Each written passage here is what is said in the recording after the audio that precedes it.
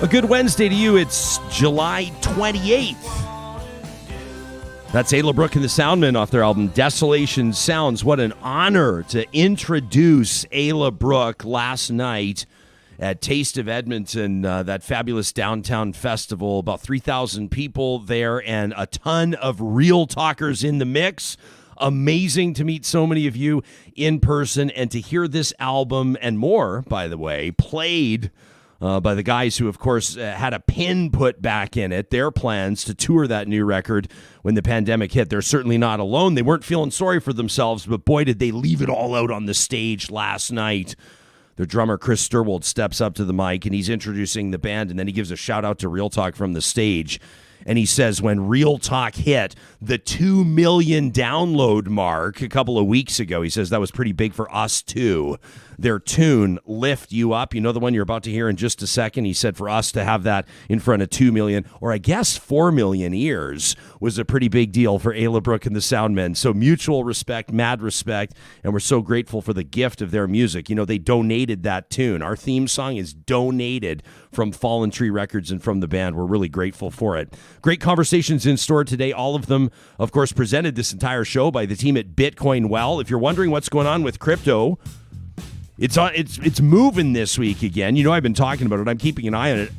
If I'm going to tell you the honest truth, I don't wake up in the morning and check the apps and check the World Wide Web and see where Bitcoin's at because, in my mind, that's just not how I'm wired. Other people are very different. Bitcoin Well knows that they have customers, partners coming from all different places on the spectrum.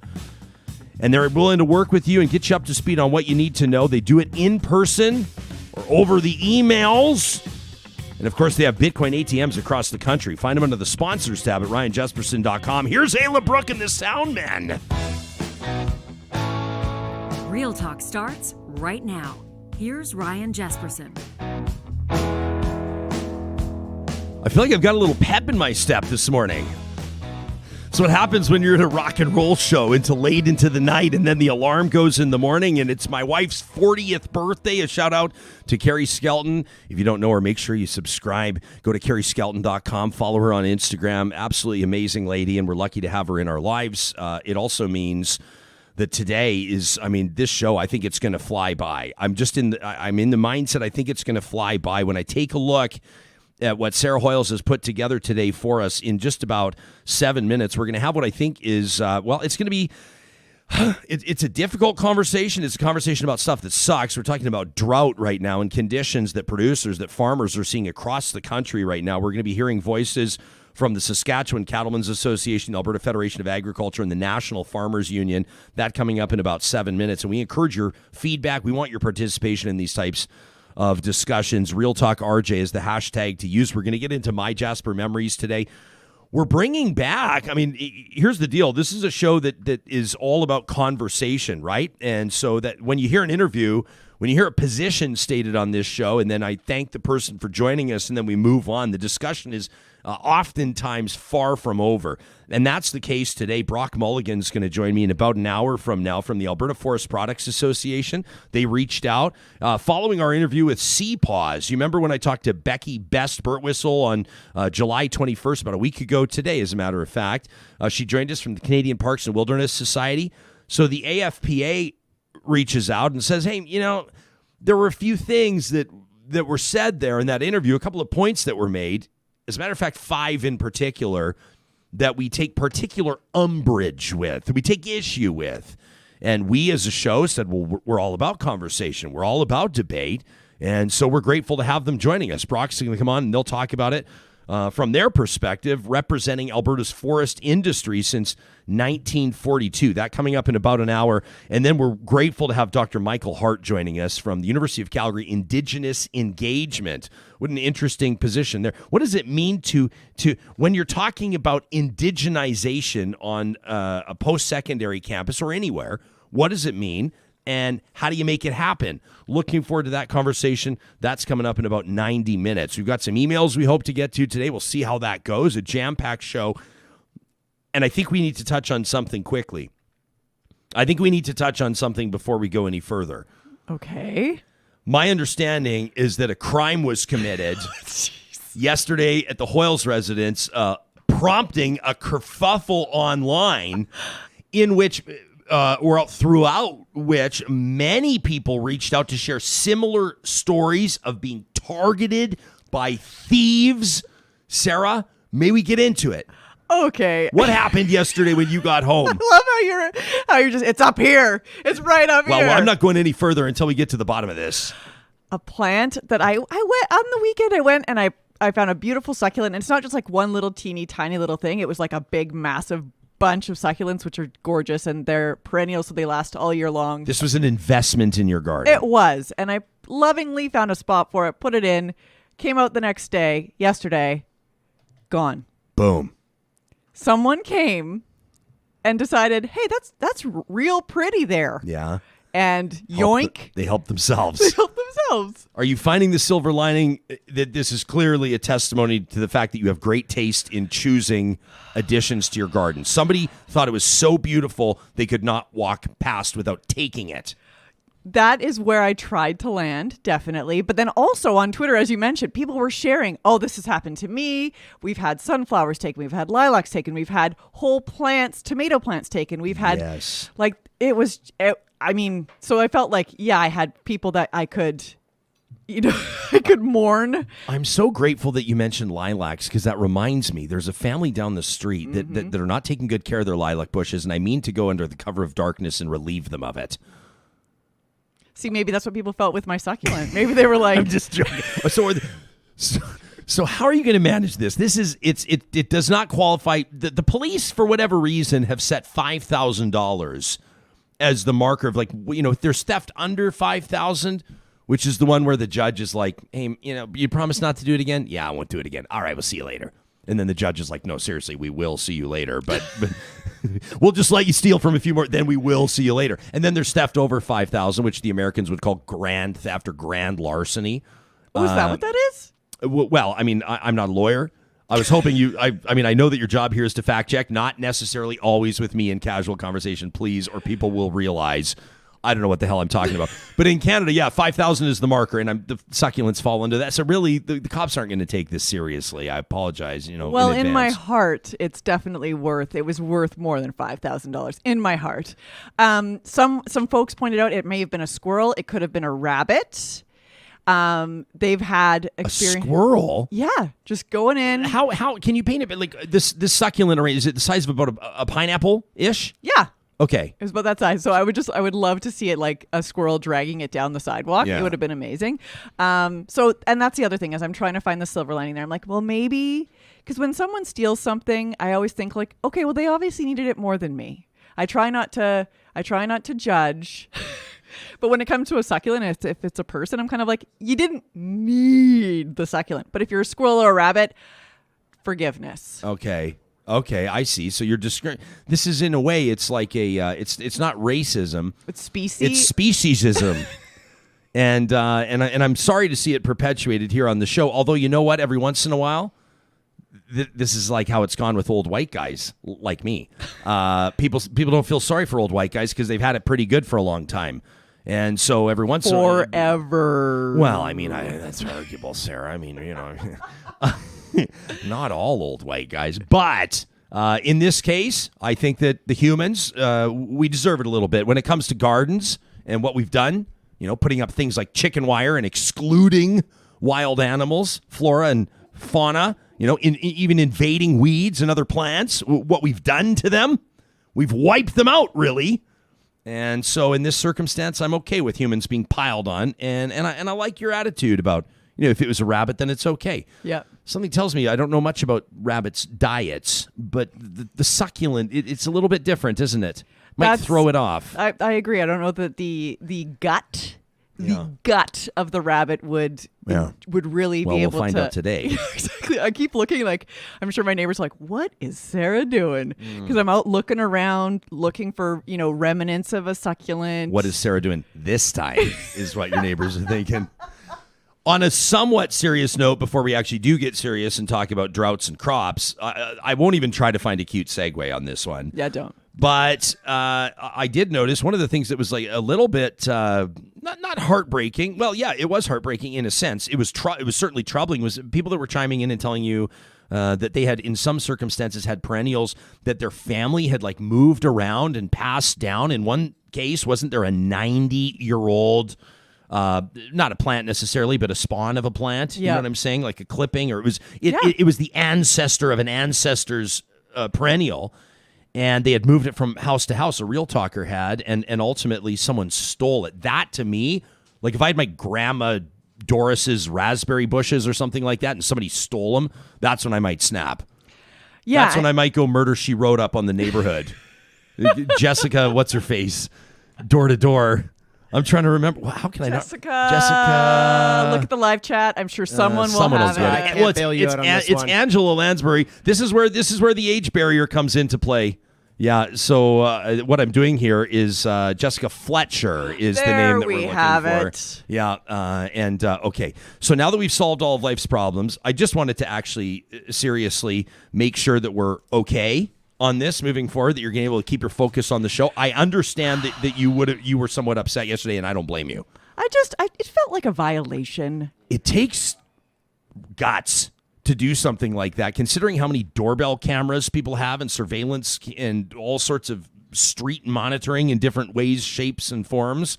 Something tells me it's not one of your nearby neighbors. No. It was somebody passing through, I think. Yeah. But they had to walk down the street with this just like this, like carrying the head ripped off a doll. They're just carrying the succulent. Its roots are just kind of trailing. There's soil dripping behind them. Maybe it's under their shirt. Neighborhood watch comes by. I've had lots of folks reach out to me and say, hey, we have lots of succulents. We'd love to, give you some. Yeah. And I like, so sweet. But also, I don't know if I want to replace it because they're just going to get yoinked again. Well, this is like the pet conversation we had yesterday. After you lose one, how soon is too soon, or when is enough time passed that you can make the replacement? This is a good time. No, it's not. I was going to transition hot into a mention of Grand Dog Essentials quality raw food. They're probably like, Jasper, you want to just breathe for a second? Just take a beat. Before you roll in hot on that? Nobody knows better how much we love our pets than the family, the team behind the family-owned Grand Dog Essentials quality raw food. We're really proud to partner with them here on Real Talk. You know my dogs. I fed them this morning. Okay, that's a bit of a white lie. The birthday girl, Carrie, fed the dogs this morning, but I was there when Moses and Monroe had their quality raw breakfast. Some days they're eating different breakfasts with different supplements and additions because every dog's diet is different, or at least could be. If optimum health is your goal, let the team at Grand Dog help you today. The promo code REALTALK gets you 10% off your first order delivered to your door at granddog.ca. Also, big shout out to the team at Eden Landscaping. If you check out landscapeedmonton.ca, you'll see some of the work they've done. Although I'm starting to get on Mike's case a little bit because I know his team is out there. I know that they got multiple projects going all the time. I want live cameras on all the job sites so Real Talkers can look in and see these projects come together. What do you think? Lobby Eden Landscaping for live cams so we can all be... I would love to just watch somebody else work hard. I would love the time lapse. When they sped up and you see like all the people moving really fast and they're like, and then it all comes together. Woo! And then you see the end with all the granite laid and the paving stones and the beautiful cook center and the boulder, and you go, that only took 4 minutes? That's really impressive. The team at landscapeedmonton.ca is the team at Eden Landscaping, proud partners of Real Talk. All right, this is serious stuff. Sam, can you if I just say, can you call up the tweet? I know you're going to know exactly what tweet I'm talking about. There were a couple of photos posted from a relatively unknown Twitter account, as far as I could tell, a couple of weeks ago, and it painted a pretty clear picture, a very stark contrast of what farmers across the country are looking at right now with regards to crop conditions. For those of you listening on the podcast, Kim Owen posted a couple of photos in the same spot. The left photo, the left image from last year, the right image from this year.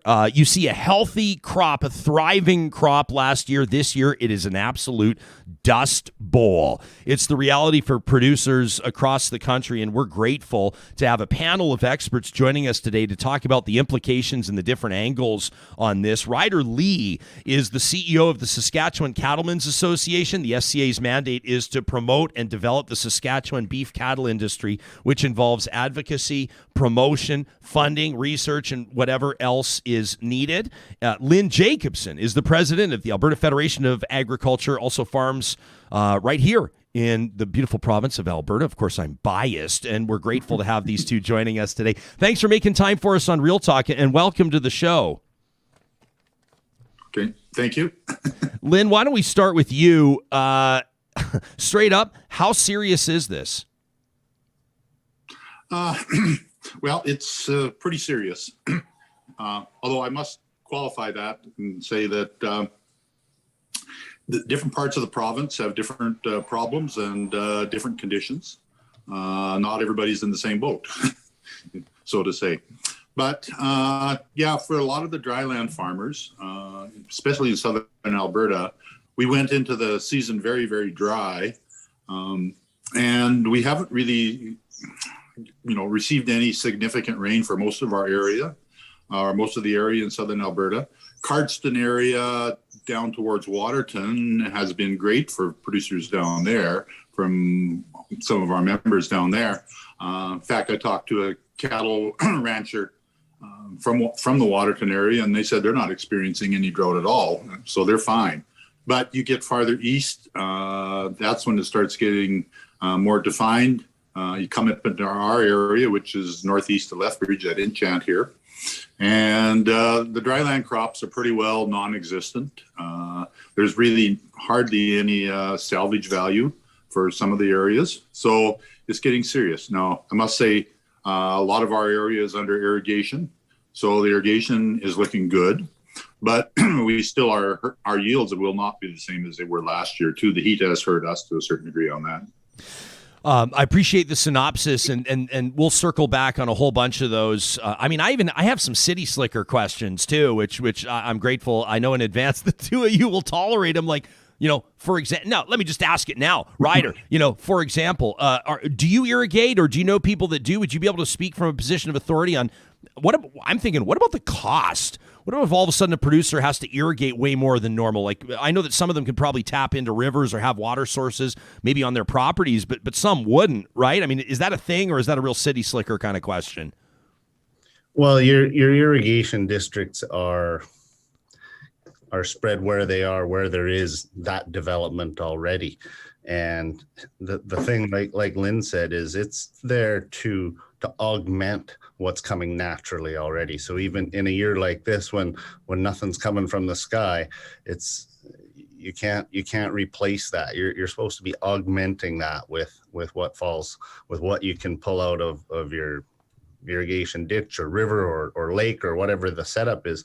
Saskatchewan announced a big expansion of irrigation development last year, but it's kind of like a tree that you want for shade. You needed to do that 20 years ago. That announcement last year is kind of a 10-year build. So it's not coming online now, and it's too bad. But this year illustrates really what the resilience of irrigation infrastructure provides. You drive through, say Medicine Hat to Lethbridge, and it looks a whole lot different on some fields than others. And then what's going on? Oh, well, that one's irrigated and that one's not. And that would probably have implications, I would imagine, with regards to who would insure their crops and who wouldn't, right? And those types of things. Ryder, what right now are you noticing are the biggest impacts? I guess when we're talking about, what might be on the radar of the Cattlemen's Association in Saskatchewan or anywhere else, you've probably got problems or, issues now.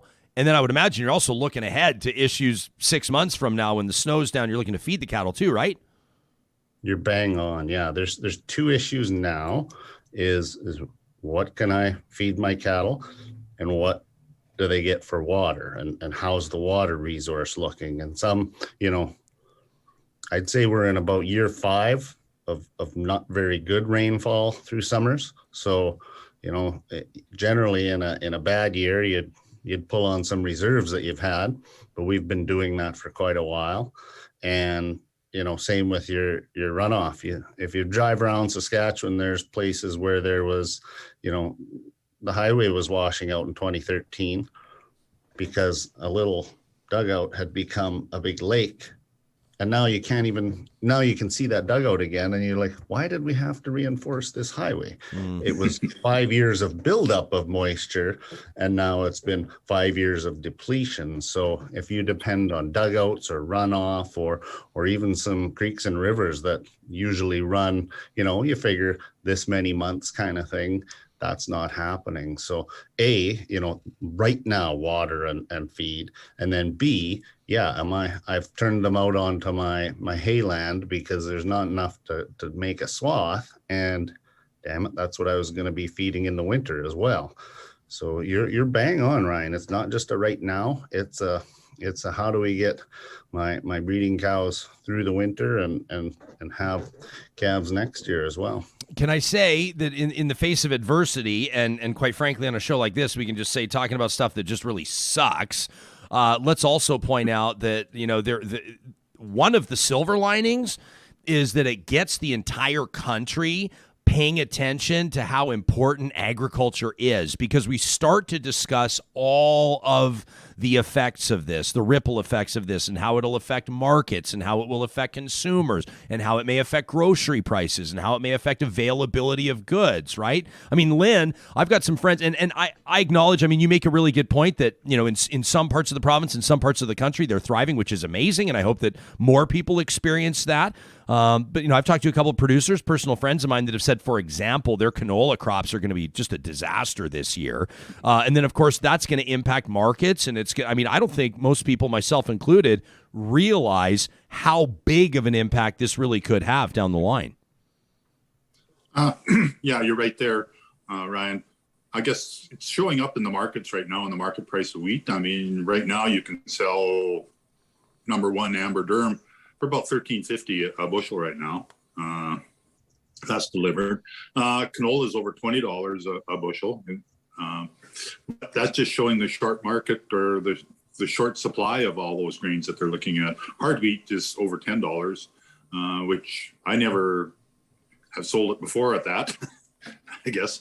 And some of the other things that you see, peas or pulses are prices have gone up. So what's happening is not just in our area in Western Canada, it's also happening all through the states too, and the northern states, the Dakotas and those areas are also coming in dry. So this is a combination that has been growing for a long, long time, or maybe not a combination, but a problem that we've been seeing for a while. And the drought is changing, getting worse for us in a lot of areas. You will have areas that are receiving more rainfall, and then you'll get people saying, well, we don't have any climate change. But I think for the rest of us, we're seeing the climate is changing, it's turning drier on the most part, as far as we can see at this point in time. And that's going to have an effect. When you get back to the cattle and feed, I guess one of the main problems, and we're talking about this at the Canadian Federation of Agriculture with all our other GFOs across the country. And we need maybe programs that can start saving, I guess, the mother herd, what you talk about. There's a lot of people and producers in Manitoba that are now selling that herd off. And Saskatchewan is starting to have sales, and some in Alberta is also having sales.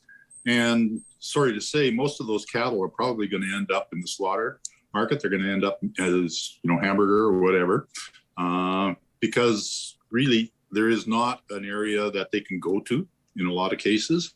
So we're going to see probably a slide in prices, I can see, as more cattle hit the market. And it's going to have an effect on the cattle herd in the future, and maybe a dwindling supply of feeder cattle as we go forward.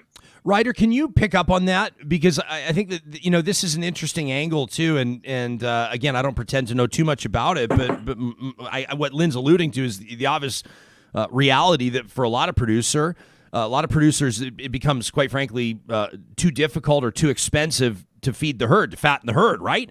So you got to kind of dump them off unless you want to wind up culling, right? And so ranchers are making some pretty difficult decisions right now. Can you provide some insight into how people might decide what the right move is for their operation? Well, and that's the worry too, is,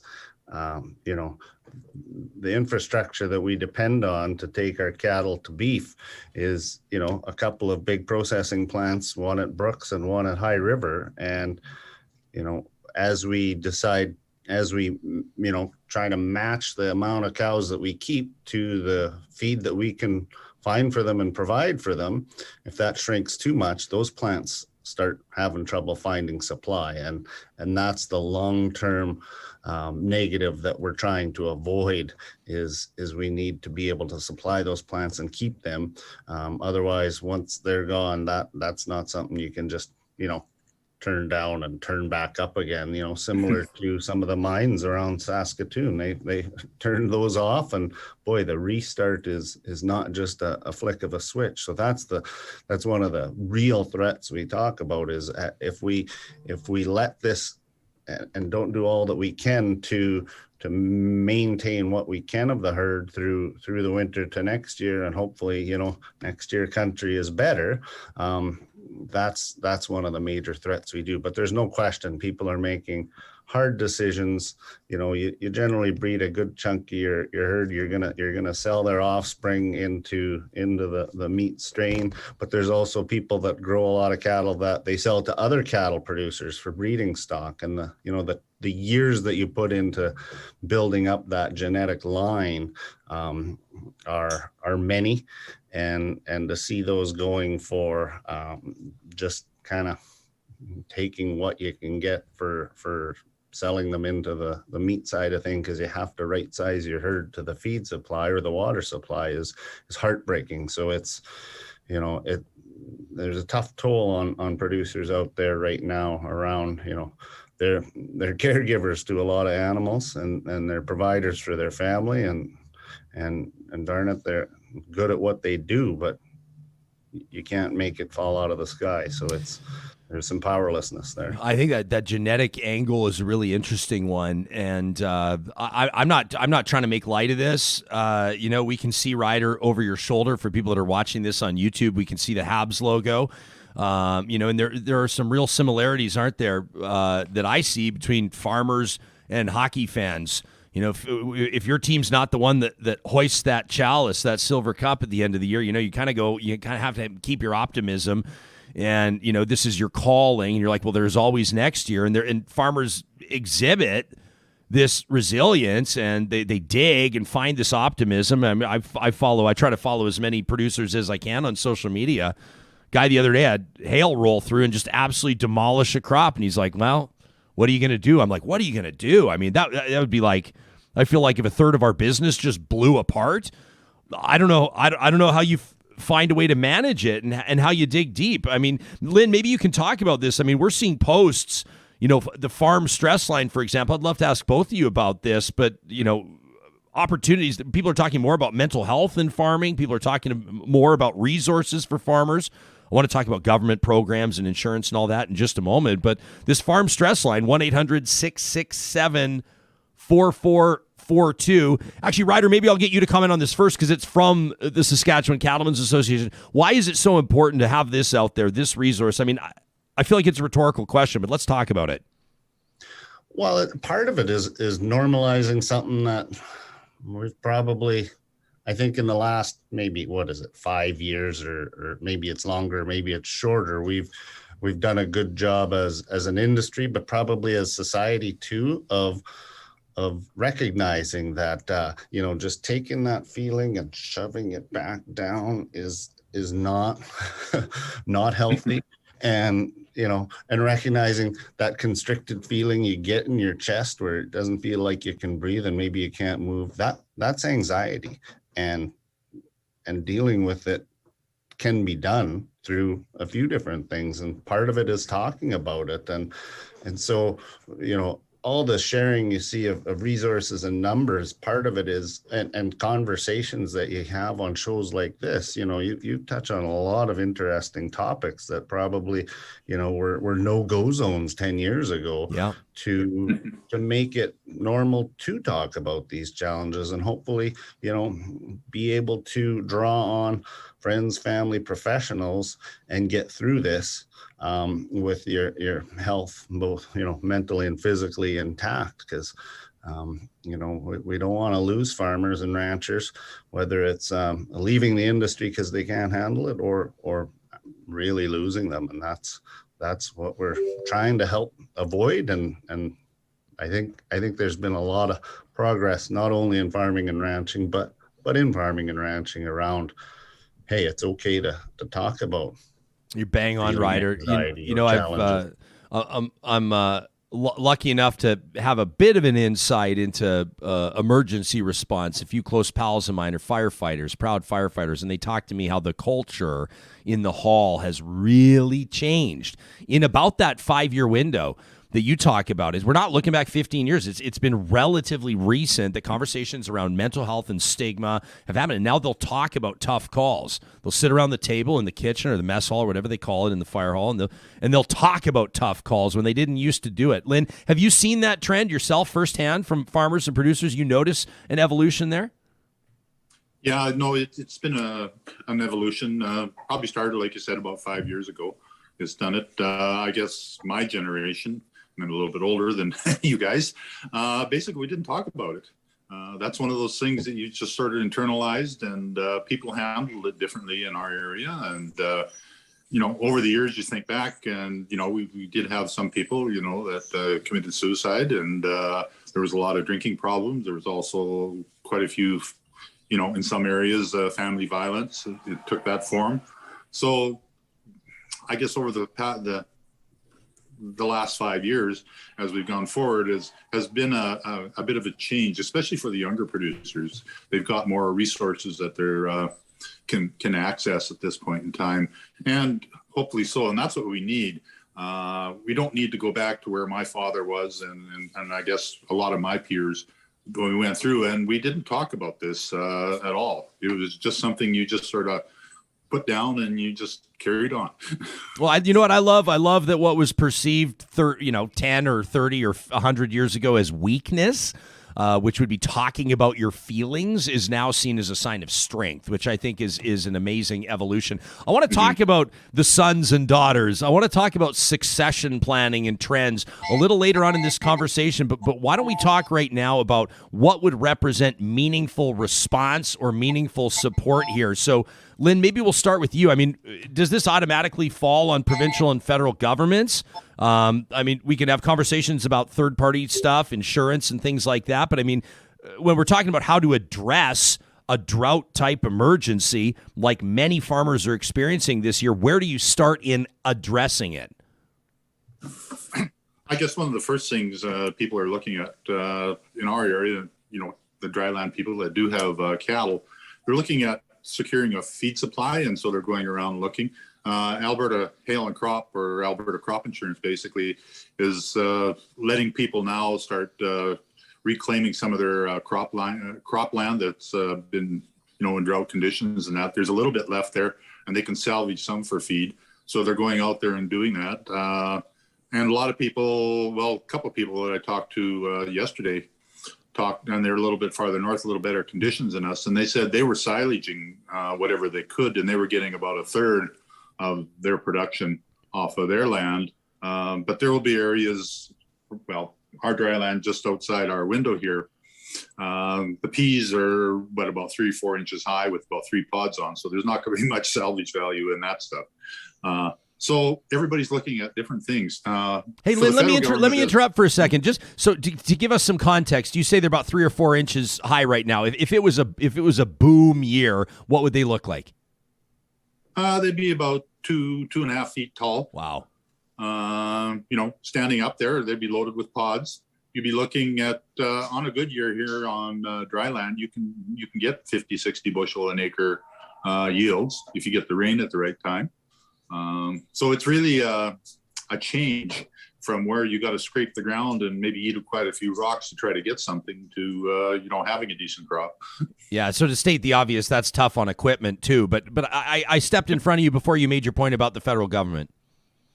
Yeah, I guess the federal government has recognized they've been in drought, and ag recovery now, the federal government has agreed that they're going to do it. So they're working with the provinces on that. And how that's going to work out, we don't know exactly the details on that yet. But they had also offered that you can have a tax deferral system So if you got to sell your herd, you can buy back. But really, that's just sort of an interim measure. That isn't really, I don't think, what our industry really needs, because that does not save the herd. That is still, you sell off your herd, so then you're going to be able to save your taxes, that you wouldn't have to declare that income for this year and pay the taxes. But then you can use that money next year to buy back in. But if all them cattle have gone off or been sold off, where do you get the cattle, and how do you replace them at the same value, or not too much of an increased value? So it's a compounding problem as it goes forward. While we appreciate the federal government offering that thing, I think we need something that looks at saving that mother herd and how we're going to do it. And we're talking about that within our different farm organizations. In fact, we're sort of talking about some type of program, something like the Hay West that we did about 10, 15 years ago, as maybe a help in some provinces. What was it? Can you give us kind of the Coles notes of what was effective about that program? Well, it was a program that we set up among all the general farm organizations and a lot of other organizations. The Cattlemen were part of that too, and then the railways at that point in time were helpful. Basically, it was bringing hay from eastern Canada, basically into our area and Saskatchewan and Manitoba. It couldn't satisfy everybody's needs, but it helped. Okay, and that's one of the things that we do. And we're talking about doing something like this, but maybe changing it. And we know shipping, physical volumes of hay to really is real expensive. So we're talking about different ways, and maybe there's cubing plants or pelleting plants in the east that we can do, and we can start shipping,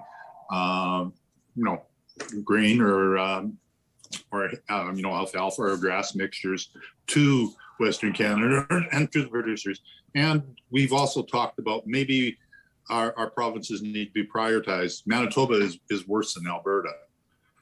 They're being hit a lot harder and a lot drier and a lot of conditions. A lot of parts of Saskatchewan are way worse than Alberta too.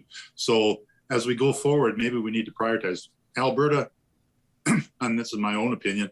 Probably we can survive with our own resources and people being innovative. But when you get in some areas, there is no ability to be innovative. Yeah, I could tell, Ryder, something resonated with you there, just based on your body language when Lynn was talking about protecting, what'd you call it, Lynn? The mother herd? Is that what you called it? Yep. Yeah, so what would that look like? I mean, if you were to put pen to paper and actually draft government policy, how would you write it up? Now you're really getting into details. And I think we need to talk about, if we're going to, some of the priorities we need. And one of the priorities we need is actually feed and water for these animals coming in. And that's what's going to be able to do it. But we got to do it in a cost-effective measure and what people can afford to do. If you're going to have to pay, 15, 20 cents a pound for your feed, it's not going to happen. You got to get down probably into that 6-7 cents a pound of feed before it makes it feasible for people to survive this drought. Ryder, does that sound about right to you? Well, I sure hope people are finding 6 or 7 cents a pound. The thing is it's so widespread and the experience is so variable that it's hard to say, well, it's this, do that, and right. And it'll work for everybody, whether it's water, feed, or a combination of them. So what we've been telling our government is agri-recovery should put some dollars per head of those mother cows in people's hands as quick as they can to help get through the now, and let's analyze a little bit down the road what the next steps are. But the other thing that complicates this is all these rumors of a federal election. And when an election's being done, there isn't a lot that gets done by a government. So yeah. If that comes into play, that's further of a problem. So that amps up if we're going to do anything for producers, and we really think that a simple straight payment quickly, and can help them be the most creative they can be versus, well, let's put up 14 check marks and bureaucratic hoops that you have to get through before you get anything, and maybe you'll see some help next year. No, that's not going to work. So Yeah. That's really what we're looking for, is something that can help producers locally be as creative as they can, and work on keeping as much of our herd so that we have supply for downstream, whether it's packing plants or grocery stores. There's going to be an impact here. Yeah. Ryder, I mean, it's kind of funny, you sit there and you say not much gets done when campaigns are underway, and you're totally right. However, the cynic in me also points out that typically governing parties, just before the writ drops, just before they call the election, sometimes splash cash all over the place. So maybe you just need to find that sweet spot on the calendar. Who knows? We're expecting an election call, I think, in the next, 10, 12 days probably. So people are going to say, of the thousands of people, quite frankly, that are going to listen to this podcast today, or they're going to watch this on YouTube, many of them, we know we have some interesting polling actually on our audience. About 1 in 5 audience members lives in a rural setting. And so about 20% of this audience is going to probably have some more keen or intuitive insight into what this means. And then about 4 out of 5 of us, about 80% of the audience, will be sitting here going, okay, so what does this mean for me? Right? That's what people are going to be wondering about, whether it means at the grocery store or somewhere else. What does it mean for me? Lynn, what would you tell them? Yeah, you're talking about a little bit of crystal ball gazing there. Yeah. I mean, if the cattle herd shrinks, that's going to mean there's going to be less supply for the packing plants as we go forward. Overall, North America is a bit of an integrated market, so the U.S. is taking, cattle down there, and we're feeding cattle down there. Maybe that will shift up into this area, but I mean, it's hard to crystal ball this and actually come up with some, firm projections. I think we got if this happens, this is going to happen, and, those type of scenarios. So what I can see, though, in the future is there's probably going to be a lot of pressure on the meat supply system. And when it comes down to it, we're also talking not only the beef herd, but we're also talking about pork and that too, because pork industry is going to be affected by this drought too, because of the rising cost of feed to them, especially when on the feed grains. So they're always having trouble, the pork industry, in the past, and they've had a very hard time maintaining their industry. Now, when feed barley in our area is over $7 a bushel, that puts a huge strain on some of those people that are looking at it. So those type of things are doing. Now, this drought maybe has a plus side in some areas. If they can harvest a crop, it probably won't make the top grade, and it'll go as seed grain, and maybe that will be one of those innovative solutions that people will be looking at, and feeding, different types of grain to their cattle. And you can feed grain and straw and some supplements, and you can get by on that. So there is some opportunities for people to be creative in that area. Ryder, what would you tell folks living in the more urban side? I realize, first of all, that I'm totally generalizing, stereotyping, and painting with really broad brushes. I acknowledge that. But what would you tell the urban dwellers about what this may mean or will mean for them? Well, there's a couple things, and I think your comment section, I was just skimming through it, was talking to some of that as well. It isn't just what happens in the meat case. It is gonna play out in your other crops as well, because we're not the only shoppers for Canadian crops and Canadian produce, and what we've seen over the last couple of years is some effects of what happens in China and their short production, and start buying everything they can and get a hold of. And we've seen those effects in the prices that we pay in Canada. So that's been kind of a demand impact from the world wanting what Canada grows. And what we're going to see is probably a supply impact from this year. There's over 40% of the arable, the land that grows stuff in Canada is in Saskatchewan. And then a good 40% in Alberta and Manitoba. Yeah. Wow.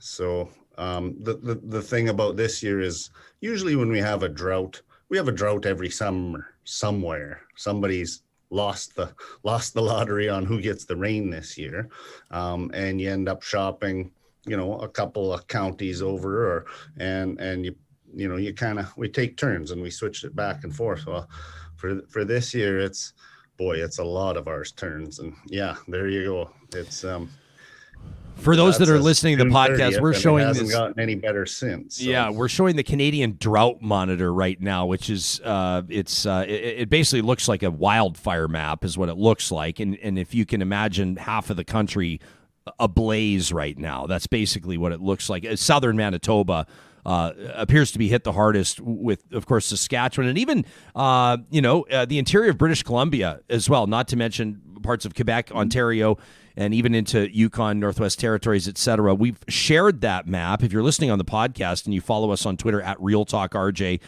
producer Sarah Hoyles has shared that map. Ryder, and I want to get both of you on talking about this in closing. We're so grateful for your time and perspective here. This would be another, as people are, drinking their coffees and talking about this, I would imagine that some of the conversations will steer toward talk about succession and families. And I know that this has been a real challenge. Of course, there are going to be the farm families where there's no doubt, at 4 years old, the daughters are on the combine, or the sons learn to drive the tractor already, and they know what they want to do when they grow up because they're already doing it. And there's never going to be any question there. But more and more, we're seeing that next generation move on. Ryder, how much of an issue is this from your vantage point? Well, it's a real concern, and that renewal of the industry has been a concern for, I'd say, going back to BSE, when there was a joke at that time. What's child abuse? It's giving the farm to your kids, and we've done a lot of work to change that point of view, to develop mentorship programs, to develop whatever youth-facing programs we can to make sure that we have people of the next generation and the next generation that want to, and that have the skills and have the awareness of what's there beyond their farm to take it to what it needs to be in a modern day. But when it doesn't fall from the sky, that really challenges it. And the impacts of this isn't just, sorry to go back to that last question, but this part overlaps with that. You can tell in Regina, Saskatoon, Lethbridge, maybe less so in Calgary and Edmonton, but to a degree, when it's going good in the ag economy, those people are in town spending money. And there's a lot more agriculture towns than we even know about it. And some of our bigger cities, you'll see the impacts of that. And this is that kind of thing where all of a sudden, car dealerships and everything else, it all trickles down from there. And so it'll hit you in the city well, where did that business go? Yeah. It mostly served people from out of town, and they've been having a challenging time. So the impacts will be seen, not just in the grocery store, but all over town. All over town, absolutely, and even in. I mean, I know you're basically making this point already, but and not just even the car dealerships, like everywhere, right? The family that might come into town for the weekend and grab a hotel room and visit a couple restaurants, or maybe they were going to pick up a ski boat, or maybe like whatever, right? I mean, there's a million different ways that spending could be interrupted, and I think it's such a huge reminder as well. It's not, and I'm guilty of this unintentionally, but oftentimes I'm like, rural, urban, and it's not like that, right? There's this synergy. It's a beautiful and important synergy.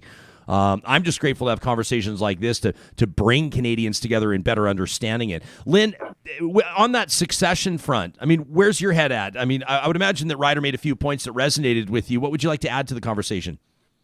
No, Ryder's, right about the situation in agriculture, and it really doesn't change between cattle producers and crop producers. We're all facing the same thing. Our industry has been consolidating for quite a few years, and I guess when I took over our farm here from my father and grandfather, it was sort of the expected thing. But my son and daughters and that, they've decided they don't want to farm, and so when you look around in a lot of our areas, we lost our generation it's now our grandchildren type of thing that are looking at maybe taking over the farm from people. But it's really a hard thing to do, and a lot of farms have been lost because they didn't have anybody to turn it down. And there's in the past there was a lot of pressure to consolidate because you needed more acres to survive, and we've seen that all the way across Western Canada. You had to have bigger and bigger operations, and some people maybe got a little too big. We've always seen some of those people, but there's always pressure on the consolidation and putting our industry, to a smaller footing. And I guess the economics of it really are driving it. My kids, they couldn't see a viable alternative, that they really wanted to have the lifestyle we had. They wanted something different, and they wanted, different advantages, what they would see. So, once they had an education and we got them educated in what they wanted to do, they made the decision not to stay on the farm. So I guess that's one of the things we're dealing with personally. Lynn, was that just, it's a personal question. Was that difficult for you? This has been a family business over the, that's seen generations take over. Was that tough for you and your kids said no thanks? It was at the beginning. You sort of hope you get that, that interest in there. But, the economic reality of it says, they couldn't do it at that point in time. They couldn't take over because land prices in our area, plus, the price of commodities that they could sell for, would really make them struggle a lot. And we had a lot of kids in our area, or a lot of young people in our area, that really went broke in the 80s. They went through that and they couldn't survive. Yeah, I was talking to my cousin who's got a big dairy operation just right on the Yellowhead Highway, just at the Stony Plain exit, heading west to Jasper out of Edmonton, and he was giving me a sense of, generally speaking, he's a private guy and obviously a modest guy, but I was making him feel guilty because my grandpa grew up on that farm. So I said, I'm entitled to understand some of the numbers around this operation. We're having a good time talking about it. When he started talking to me about the value of quota and he started talking to me about land value, I looked at him and I just said, Graham, why on earth wouldn't you just sell the farm? And he looked right back at me and he said, Ryan, that's why you're not a farmer. And I said, that's a very fair point. And so I'm grateful for opportunities to have these conversations and better understand the dynamics at play. Thanks for helping us, both of you, understand the implications of these drought conditions and, of course, a couple of storylines that this show will continue to keep an eye on. We've been hearing from Ryder Lee, the CEO of the Saskatchewan Cattlemen's Association, and Lynn Jacobson, who farms out of Ensign, Alberta, president of the Alberta Federation of Agriculture. Thanks for feeding the nation, both of you, and thanks for your time this morning. We really appreciate it. Okay, thank you. Thanks for having us. Yeah, appreciate it. You bet. And hey, next year, better luck on that cup run. Hey, Ryder, let me ask you something real quick before we go. Real quick, were you surprised? Were you a little surprised that the Kraken didn't take Carey Price? Were you a little surprised at that? Well, I was all over the board on that, but in the end, I think they were going for flexibility. He'd make a great flagship, like a launching face, but I guess so will Giordano and some of their other picks, and I'm glad we don't have to deal with losing them. Yeah, there you go. I'm just actually in real time right this moment. I'm just getting an update right now, so this will be old news for people that listen to this later in the show. Apparently, Oilers defenseman, Hoyles, you can confirm it, thumbs up if it's true. Apparently, Oilers defenseman Ethan Bear has just been traded. Ethan Bear has been traded. I know. I just had the same reaction as you, Ryder. So he's on his way to Carolina, apparently. Wow, things happen fast. Thanks to you two. It's been great to talk today. Okay, yeah. So Ryan, is sports more like farming? Is next year country? Yeah, I don't know what's going on right now. I mean, I was just talking to Ethan Bear a couple of weeks ago, as a matter of fact, and all right. Hockey is life. Farming is life. Talk is life, isn't it? Thanks to you two for this. Some real talk on agriculture across the country. I saw, Sarah, first of all, there's a lot to unpack in that conversation about agriculture, and that's the serious stuff. But I just see your eyes just widen up like dinner plates. I can't hide my emotions. And then I see you scribbling with a with a Sharpie on a piece of scrap paper and you just hold it up to me. Ethan Bear traded. I'm like, what? So that's an interesting development. Wow. I recognize that not everyone that listens to this show is an Oilers fan or is a hockey fan for that matter, but this is a bright young star. To call him a fan favorite would be an understatement. Yeah, huge. Yeah, Ethan Bear has been a huge asset to that team, and which would lead you to believe that the Oilers' blue line is evolving here, right? Adam Larson swiped by the Kraken, and Oscar Klefbom's future unknown. Duncan Keith brought in to provide some stability. Conn Smythe winner, Olympic gold medal winner, Stanley Cup winner, but aging. A silver-backed, gray bearded veteran will be amazing in the room. I was going to talk about Tyson Barrie, but who knows? Maybe he's signed since we started talking, so who knows what's going on here. Wild stuff.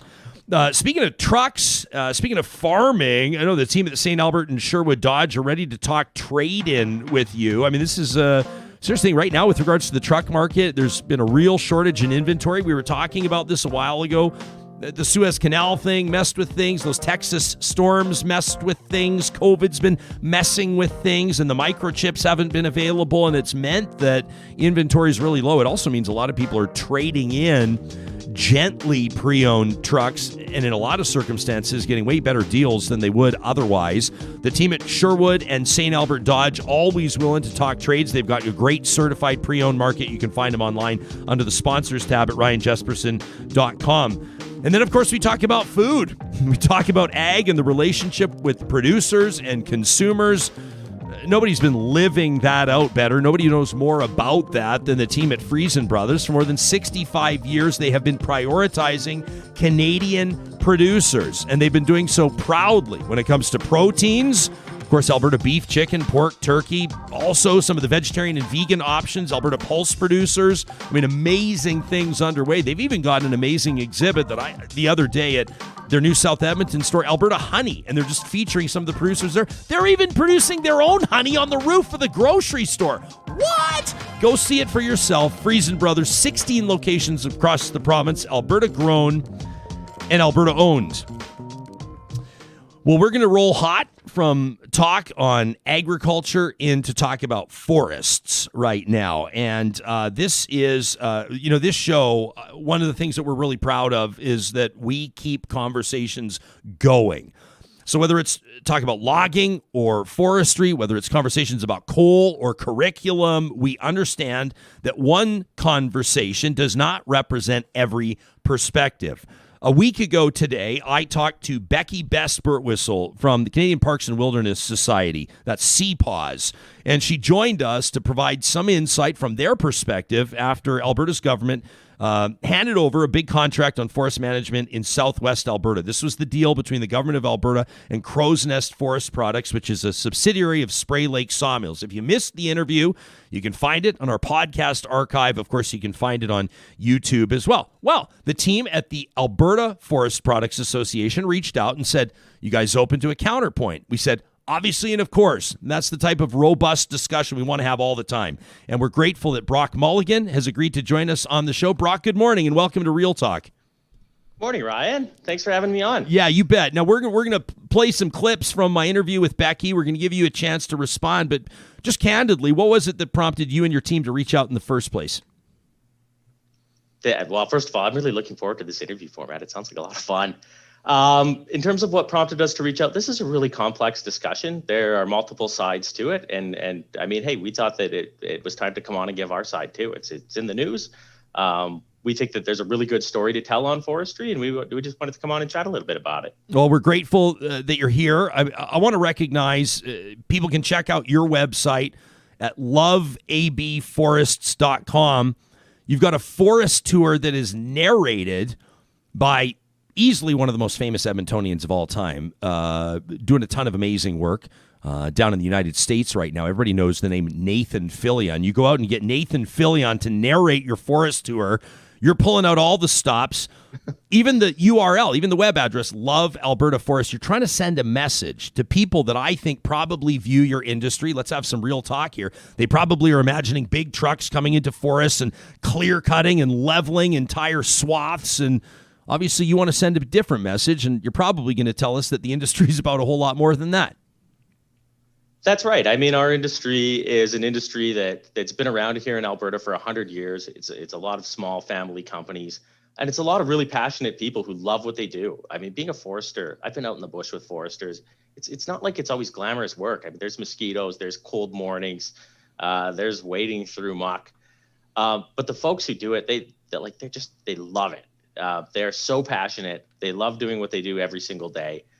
And the reason they do it is because they want to keep areas that are forests now, forests forever. And these forests, as you'll see in our Love Alberta Forest Tour, if you have a chance to check it out, it's pretty fun. And Nathan Fillion's got an awesome voice.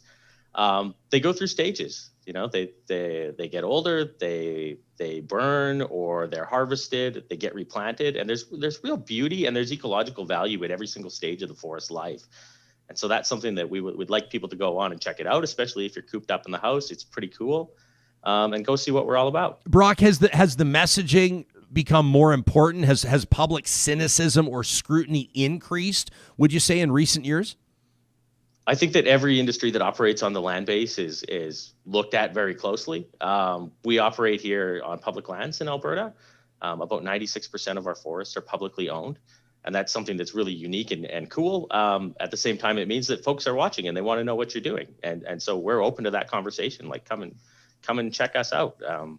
It's pretty interesting, I think. Okay, well, we, by we, what I mean is Sarah Hoyles, who does all the real heavy lifting around here, gave your team, Brock, an opportunity to essentially audit our conversation with Becky from CPAWS. And your organization got back to us with 5 key points that you wanted to address. So without any further ado, I want to get right into them. So this was Becky Bespert Whistle. This is the first point you wanted to touch on. This is from Real Talk 1 week ago. So this is the eastern slopes of the Rockies. It's what we've been talking about a lot when it comes to coal.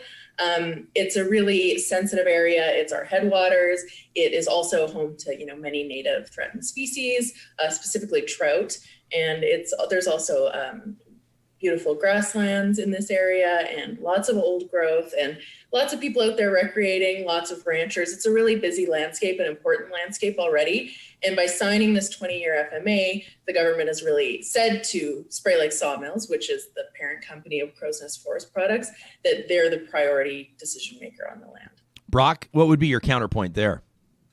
All right. Well, I'm going to start by agreeing with Becky, which is probably not something I'm going to do on every point, about the beauty of this area and the importance of managing the forest there responsibly. Like, this is, I don't know if you've had a chance to get out and do some hiking down there, but it is an amazing and beautiful place. There's a few things she said that I don't know that are completely accurate, so I wanted to talk a little bit about those. One is that there was an inference that the government of Alberta is somehow not going to have decision-making authority now that this is in a forest management agreement. Completely false. These are publicly owned lands. They are scrutinized to the nth degree. Really, what's changing here is that we're integrating 2 forest management plans into one. And so I pulled one of these plans this morning, 1,720 pages, Ryan, worth of statistical data, science, working with the community and taking their opinions into account.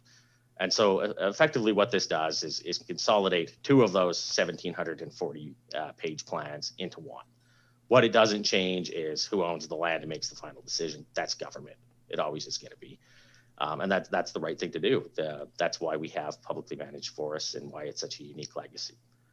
Another thing I wanted to touch on was there was a conversation about old growth, and this is really in the news right now. We're seeing it in BC where they've got these 600-700-year-old forests with these giant cedars that you could wrap your arms around, and effectively they live a really long time. Here in Alberta, our forests are really different.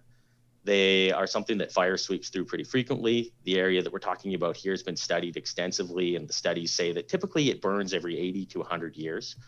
Fire is a natural part of the landscape, and it's not something you want to get rid of entirely, but when you've got communities, when you've got people on the land base, it's something that you want to manage.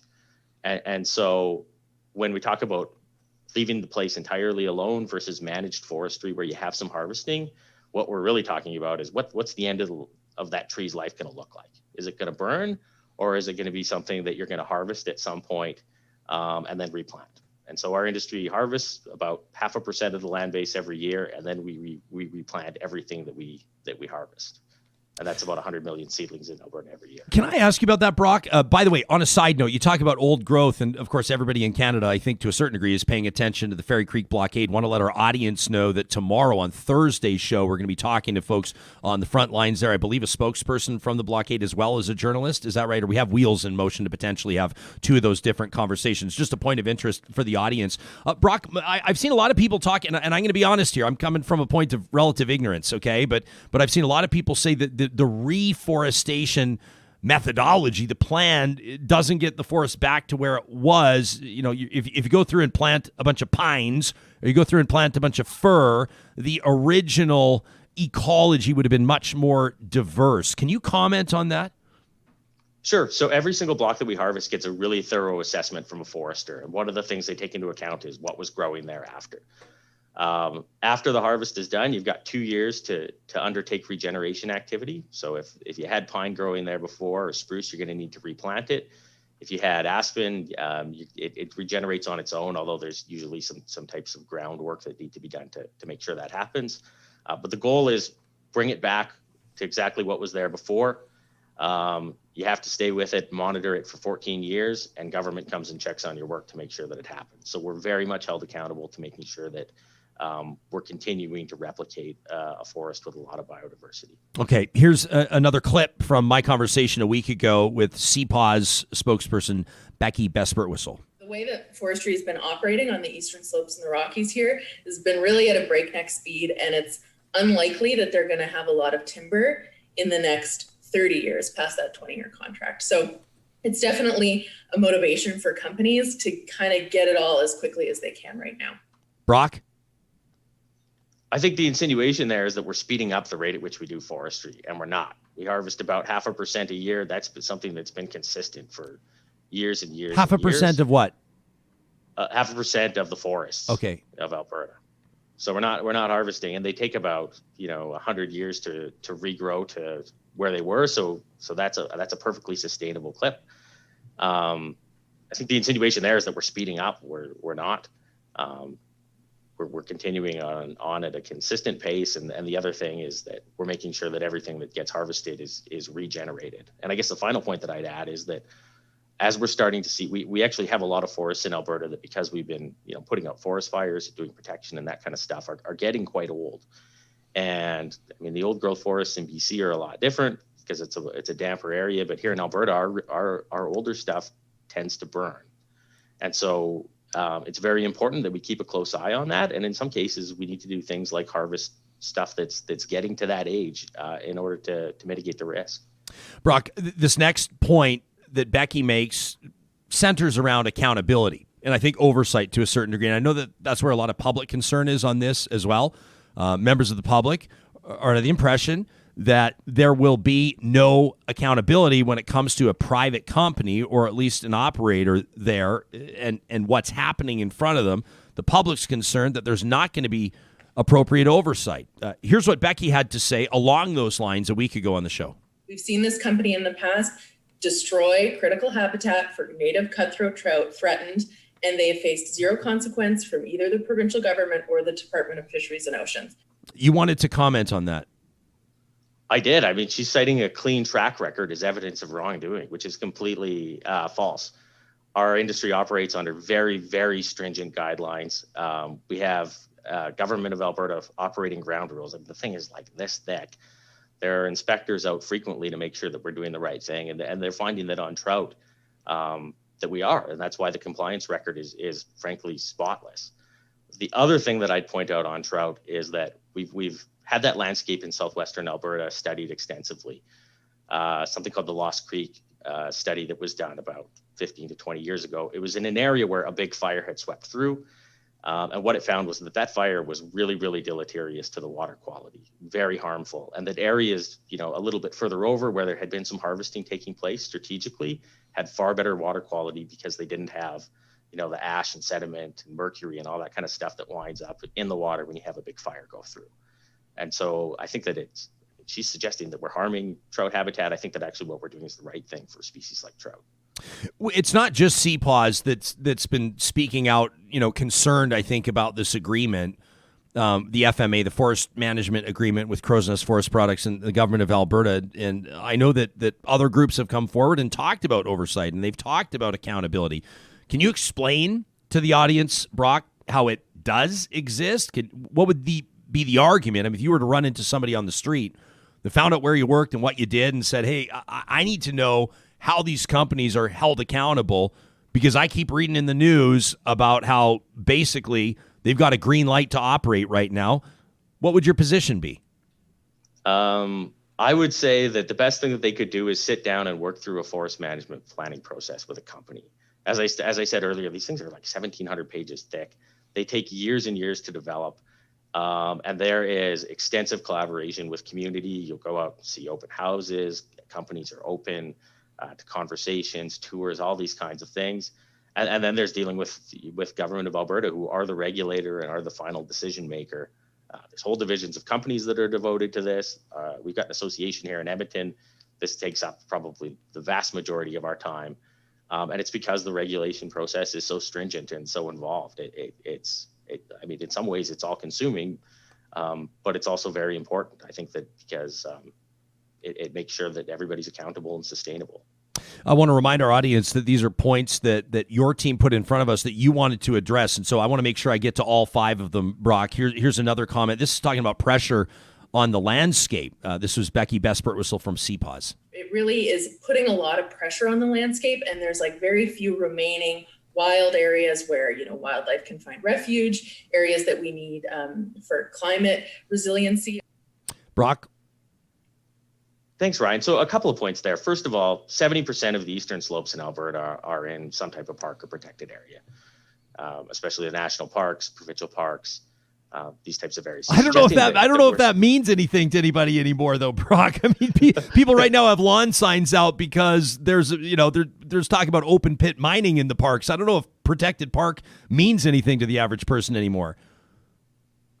Well, I mean, fair enough. It means in our industry that we don't go in and harvest.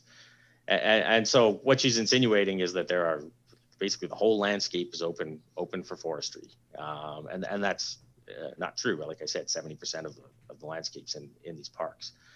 The other thing to point out, though, is that when you put parks on the landscape, there are some implications that you need to consider. And I mean, if you look at Jasper National Park right now, they have a massive pine beetle infestation. And there's really not a lot that's being done about it. It's been allowed to sweep through there and kill the vast majority of the pine. You look at areas a little bit east of it where companies operate. What companies have done is gone and look at areas where the pine could come. You've got these older trees that are far more susceptible to beetle infestation. And what we've done has been really strategic in harvesting small areas of those before the pine beetle gets there. And it's been very effective in maintaining a healthy forest and also preventing spread of the pine beetle further east into Saskatchewan. It hasn't gotten there yet. Here's the final clip, which I know why you want to talk about this one, because it's a swipe at the whole industry, basically talking about best practices. But here's Becky's words, not mine. There are better ways to do forestry, and the way that it's done in Alberta is regressive and incredibly outdated. What did you want to touch on there? Aside from everything. Yeah. Aside from everything, right? I mean, there's no better way to do forestry than the way that we do it in Canada and Alberta. Proof's in the pudding. We've got more of our original forest cover than anywhere else. And that's because there's a tremendous amount of rigor, and there's also a tremendous amount of public accountability because unlike many other places in the world, our lands are publicly owned. There's scientific research, collaboration going on every day in this province to make sure that we're doing it the right way. There's community involvement and consultation going on every day.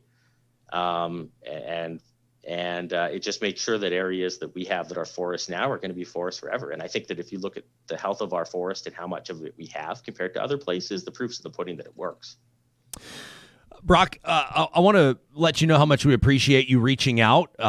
This show, I mean, if we're not having balanced conversations and if we're not hearing different perspectives, then what's the point? So I have no doubt we're going to hear back probably from CPAWS and probably from others, and we'll continue the conversation, but we'll do so I think, having a more fulsome understanding of the points that need to be addressed as part of this public debate. I want to remind people they can check out the website for the Alberta Forest Products Association at loveabforests.com. You can also follow them on Twitter at Alberta Forests. Was there anything that we didn't touch on that you want to mention before I thank you for your time? I think that I just want to reinforce the pride that folks have in our industry. This is the best forest industry in the world, and it's because people care so much about it. And if you look at the results from the sustainability of our forest, which is incredibly high, and also from the economic contribution that forestry makes to our economy, there's 40,000 people who have really good jobs in this province thanks to forestry, and about $400 million this year that our industry paid to government that goes to support things like roads and hospitals. So I think that it's a win-win for everyone. All right. Brock Mulligan from the Alberta Forest Products Association. Thanks for your time, Brock. Thanks so much, Ryan. Yeah, you bet. Real Talkers, as mentioned, we expect to hear from many of you following this interview, which is great. I'm going to acknowledge that on a lot of this stuff, I'm hearing points made over here, and I'm hearing points made over here. And I think that probably a pretty standard response for the average civilian is to take some time to process what we've heard and better understand it. And more than anything, I think the sign of a decent interview anyway is that we wind up with even more questions. You know, I mentioned I was at that Ayla Brooks show last night. A guy comes up to me, didn't even tell me his name, didn't catch his name. It was in passing. But he comes up, we bump fists, and he says, "Promise me one thing." I said, "What is it?" He says, "Stay on the coal story." I said, "Yeah." I said, "We're going to stay on a whole bunch of stories." He goes, "But stay on the coal story." I said, "Okay." And he just kept walking. I was like, you know what? He's putting some trust in us that we're going to continue to drive that conversation. Same here with forestry. Now we've heard from the Alberta Forest Products Association. Now you know where to find us. The best way to get in touch with us, if you want to make sure we see it, is talk@ryanjesperson.com. That's the email address. It goes to Hoyles, goes to myself. Of course, you can also reach out to us on Twitter, our official account @RealTalkRJ, and our hashtag @RealTalkRJ. That hashtag is powered by the team at Park Power, as you know, offering internet, electricity, and natural gas services across the province of Alberta right now. If you use that promo code 2021-RealTalk, bring in your business over there, which is super easy to do, by the way, on the website. You can choose where you get your internet, electricity, and natural gas. Why not support the team that's supporting us, quite frankly? When you bring your business over, 2021-Real Talk is going to get you $70 off your first bill. A reminder, on the electricity front, they take 10% of their profits and they push them back to charities. And you get to choose which one, by the way, from a pretty decent-sized list. I think there's about 10 of them on their website at parkpower.ca. Also, a shout-out to the teams at the Dairy Queens of Northwest Edmonton and Sherwood Park. You know what I'm thinking is, like, almost every sponsor mention that we're doing today, I'm realizing how they tie in to producers. Have you noticed that? Even talking about forestry, even talking about agriculture, I mean, it's relevant everywhere. I mentioned my cousin's dairy operation. Here we are talking about Dairy Queen. I mean, nothing I'm offering is profound. But this is just the way that we remind ourselves of the relevance and the importance of these conversations. Without Canadian dairy producers, there are no Kit Kat blizzards. Mm-hmm. Maybe say no more. Do I need to say any more than that? I don't think I do. The Kit Kat blizzard, obviously a fan favorite, including for this guy. If you swing by and bring your business to the Dairy Queens in Palisades, Nemeo, Newcastle, Westmount, Y Gardens, and Baseline Road, you let them know that Real Talk sent you. This is something we've come to look forward to every single Wednesday. Every week, right at that middle point, we take a trip to the mountains, courtesy of the team at Tourism Jasper. It's one of our favorite features, MyJasper Memories. Oh, Sam coming at us with a little chutzpah.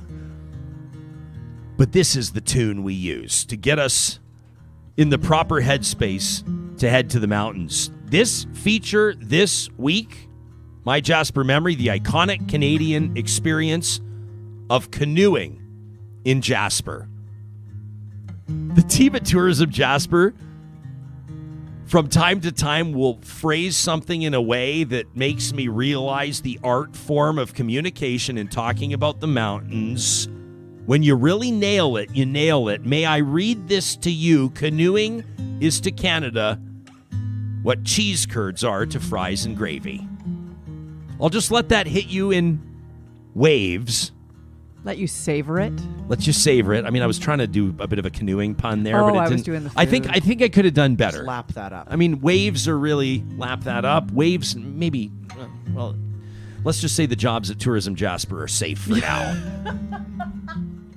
If you're heading out to Jasper, lucky enough to be heading out to that part of the country, a canoe tour is a way to give you that extra special stress-free experience, perfect for both novices and experts, from singles and couples and families. If you want a bit more independence, of course, you can go with guided tours, but canoe rentals at some of Jasper's most beautiful lakes are a way to get away from it all and spend that solo time. Number one, it's authentic. It's the authentic small mountain town experience. There's one guiding company in particular, Wild Current Outfitters. They have these Voyageur canoes. The owners handcrafted these canoes themselves. The tour includes canoeing to shore for treats and hot drinks and summer day swims or autumn campfires. I mean, just amazing. You've also got the chance to spot wildlife from the lake, nothing to block those views. So, I mean, you could see osprey. If you're lucky enough, you'll hear the call of the loon. I'm thinking of the opening sequence of Wheat Kings by the Hip right now. That is like the most Canadian sound. Muskrat, beaver, you never know. Pyramid Lake's a great birding area. And of course, if you get really lucky, you might see moose, bear, elk, deer, wolves, maybe a couple of them together. This is a perfect way for households that want some outdoor space to themselves. In the morning, it feels like you got the entire lake to yourself. If you've done it before, you know. We're taking a canoe out there. There's not a chance I'm telling you where we're going, but I've got it circled on the calendar, and I cannot wait. You've got canoe rentals available at Pyramid Lake, Lac Beauvert, at the Fairmont Jasper Park Lodge, and at famous, of course, world-famous Mulligan Lake. You can learn more by checking out jasper.travel/realtalk. We're so proud of this partnership, jasper.travel/realtalk. You can learn more about what we're talking about today. Plus, you can watch our past features. One of the favorite developments that we've seen over the weeks that we've been doing this is the audience engagement. And when you hashtag MyJasper and Real Talk RJ together, it winds up on our radar, and we're more than happy to share some of the beautiful images you've shared from weeks past. Look at this photo. Absolutely stunning. Arriving at Moose Lake. Look at this fella. Beautiful brown bear. Stunning image captured there. How about this one that was shared with us just a few days ago? June 6th, this beauty of a grizz coming over the hill. Traffic stopped. A stunning image of that apex predator. What a beautiful bear that is. And I loved this one that jumped out too. Look at this photo. Are you kidding me? This moose dusted with snow. We want to see these photos. We'd love to hear about your Jasper memories in particular. I'd love to hear about your family canoe trips. You can post your photos on Instagram or Twitter. Make sure you hashtag MyJasper and Real Talk RJ, MyJasper Memories, presented by the team at Tourism Jasper. I always find that's like my mental health moment for the week. Or one of them anyway. Yeah. The MyJasper memory. We've got that acoustic guitar going in the background. We're looking at these amazing photos and beautiful stuff. Agreed. Yeah. No argument here. I got nothing. Well, it's kind of, and what I like is we have a show that we're not going to ignore the fact that we're talking about forestry and logging, and we're going to talk about tourism in the mountains, because everything works together. And there are lots of gray areas in life and lots of complexities and nuance, and people's priorities are reflected in different ways. And I like having these conversations where, we force ourselves to confront different things. On the forestry front, for example, on the logging front, I just had a guy come by yesterday and help us out with some home improvement. Right. And he used quite a bit of lumber. And I'm sitting there, and it was not lost on me as I'm watching him work with a cold lemonade. And kick back. Yeah. But I'm sitting there going, I'm talking about forestry tomorrow. And here I am as a consumer, grateful that there are people out there doing that, right? I mean, this is not, and the point that Brock was just making there from the Alberta Forest Products Association. No, obviously it's a group that represents industry. So they have their mandate and they have their perspective, and everybody understands that. Okay. But he was quick to point out, and we hear this oftentimes, the number of people that are employed in that industry. And I do think that we need to point out the obvious that pretty much everybody uses wood in one way, shape, or form. Pretty much everybody does. And I think that that's an important thing to acknowledge when we have these conversations. Sam, I can tell you're chomping at the bit. It's just like squirming in his chair. I can't ignore it out of the corner of my eye. What did you want to say? Oh, I just I've been thinking about this a lot because I'm doing a small, well, actually a fairly large home renovation right now. And I need to reframe a couple of walls, and I need to take out a wall. And lumber is crazy expensive right now, and forestry is a little bit stretched. And I am reusing studs. I'm pulling them out of one wall and rebuilding them into another wall. And I've never done this before, and it feels sort of nice and sustainable and better than throwing them in the back of a pickup and hauling them to a landfill. So, yeah. And I think that and there could be a number of reasons why you might do that. Right? I mean, number one, just the idea of reduce, reuse, recycle. And then number two, the prohibitive nature of the cost right now of wood. I mean, for perspective, and I've not shopped for plywood this year, so I'm going on secondhand information. Well, a buddy of mine told me, I think it was $108 a sheet the other day, he told me. But prices are coming down. Are they? Yeah, there is a trend downward now. I mean, as far as like how long will that take to trickle down and come to the the home improvement store, we'll see. Yeah. I mean, the construction industry generates a lot of garbage, so it's it's about rip it out, get the new thing. It's easier. So kudos to you, Sam. Holy, reusing. There's no, in a lot of circumstances, we're in a heritage home. I mean, our house is more than 100 years old, so it's a bit of a different circumstance, but we've had contractors come in, and a lot of the big beams that you can see from the basement, these are like solid fir. And they've said to us, like, you can see the contractor's eyes will widen and say, even if we do come in and pull these out, we're not getting rid of these. Like, people are finding ways to repurpose it because that is so valuable, and that's the type of stuff that you can't even really procure anymore. But I do think that there's more of an appetite to have more. I know construction companies that have positions. I mean, they employ people in positions of determining how they can be more sustainable, right? Because it obviously cuts their cost. And also, I think that the public is getting to a point where there's that expectation, more so than ever before. I mean, what did Brock say? He said something about, I don't remember the exact words, but anybody that operates on the land, basically, he said, will be subject to more public scrutiny, which is true, right? Whether it's mining or forestry or oil and gas or anything else.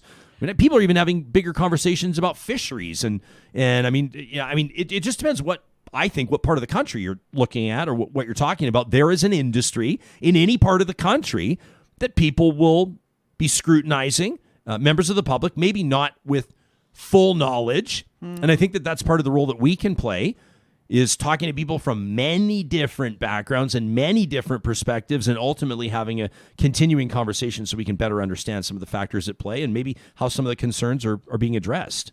Yeah, I was kind of rubbed the wrong way around talking around jobs. Like, it's a job creator. Yep. And like, that doesn't mean that it's necessarily needs to stay as is. There is, the idea that we have to transition, and just because we've always done it doesn't mean we need to always do it. Another fair point. And the idea of enforcement and saying that, there are regulations, they're really stringent.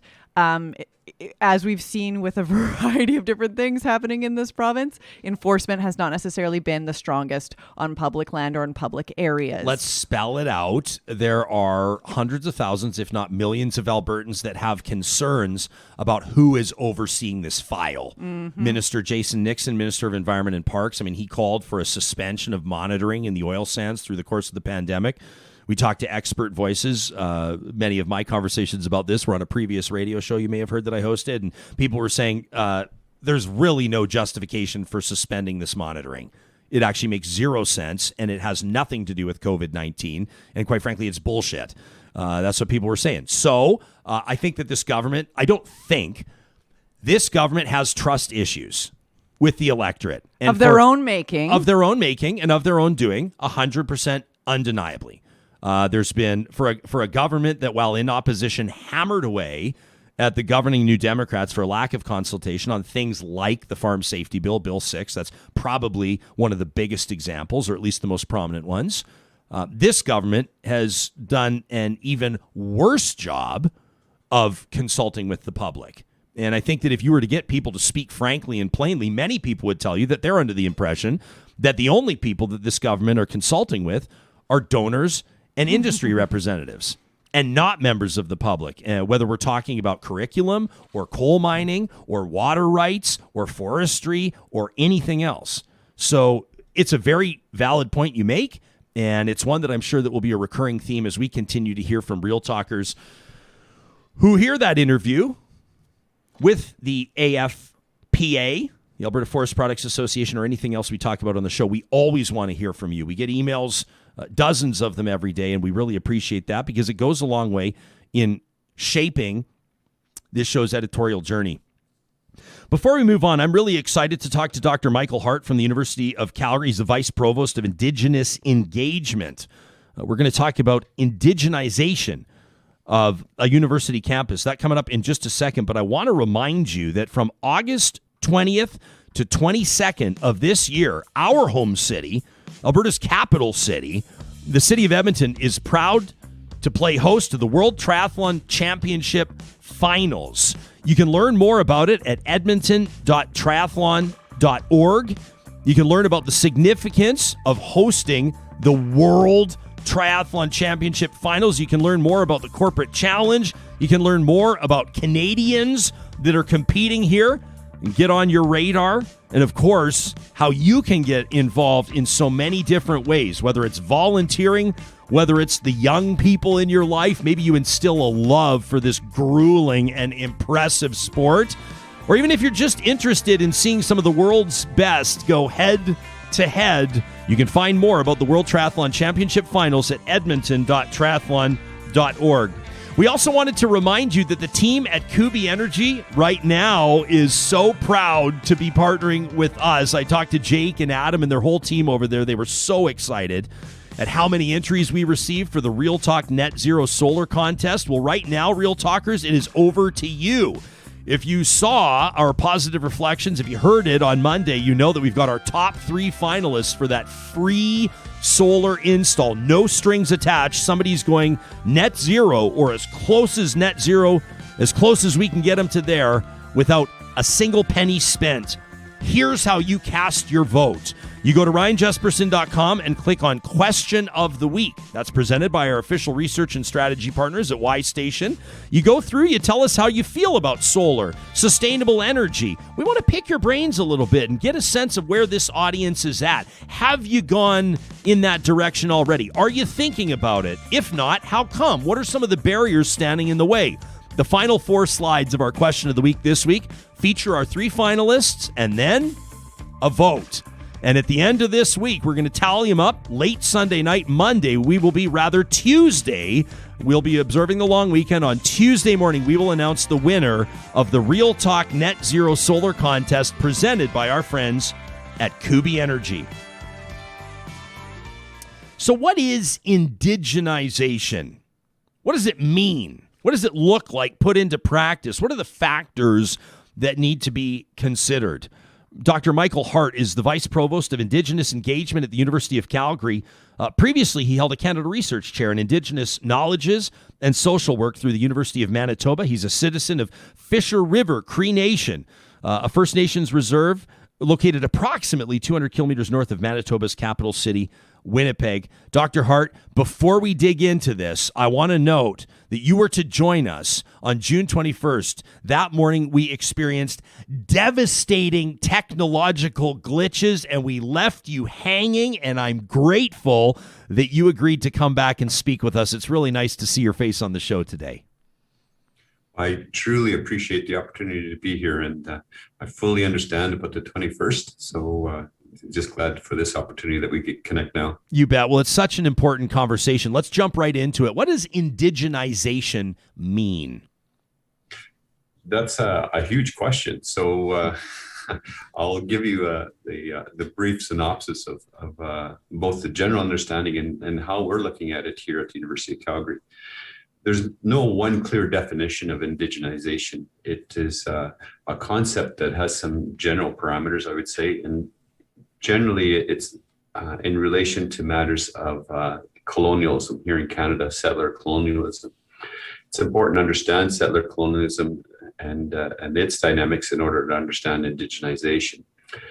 Settler colonialism has to do when one particular group is in the positions to make decisions, to implement those decisions, indeed, and determine aspects of another group's life and direction.